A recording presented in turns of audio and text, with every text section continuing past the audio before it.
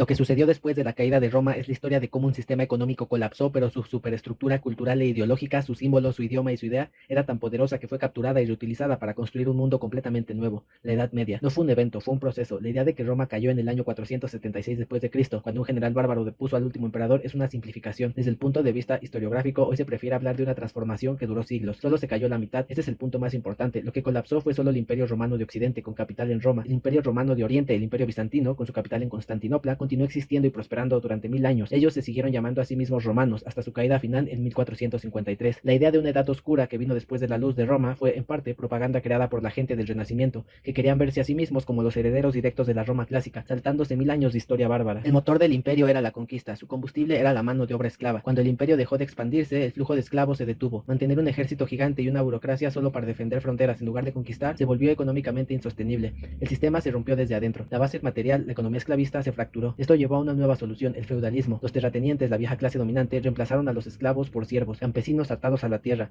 que la trabajaban a cambio de protección militar. Este es el nacimiento de la nueva relación de clases, señor-siervo. Mientras la base económica se transformaba, la superestructura cultural también lo hacía. Antropológicamente, el mundo de la gente se encogió. La identidad universal de ciudadano romano, con sus leyes y comercio por todo el Mediterráneo, desapareció. Fue reemplazada por identidades locales. Yo soy franco, soy godo, soy de esta aldea. La única identidad universal que sobrevivió y creció fue la de cristiano. Aquí es donde entra el fantasma de Roma. La Iglesia Católica fue la única institución que sobrevivió intacta, se convirtió en esencia en el fantasma del Imperio Romano, copió su estructura, las diócesis eran divisiones administrativas romanos y crucialmente se quedó con su idioma, el latín. El latín se convirtió en la principal herramienta de la nueva clase dominante, el clero. La Iglesia usó el latín, que las masas ya no hablaban, para monopolizar el conocimiento. La Biblia, la ley y la teología estaban en un idioma que la base productiva, los siervos, no podía entender. Esto reforzaba la estructura de clases. El clero que leía latín le decía al siervo, que hablaba una lengua vernácula, cómo Dios justificaba el orden feudal. El latín se volvió un lenguaje sagrado. Su inaccesibilidad no era un defecto, era su función. Creaba una identidad de litras nacional para los clérigos y nobles educados, separándolos de la cultura profana de las lenguas vernáculas del pueblo. Si la Iglesia fue el fantasma espiritual, el Sacro Imperio Romano Germánico intentó ser el fantasma político.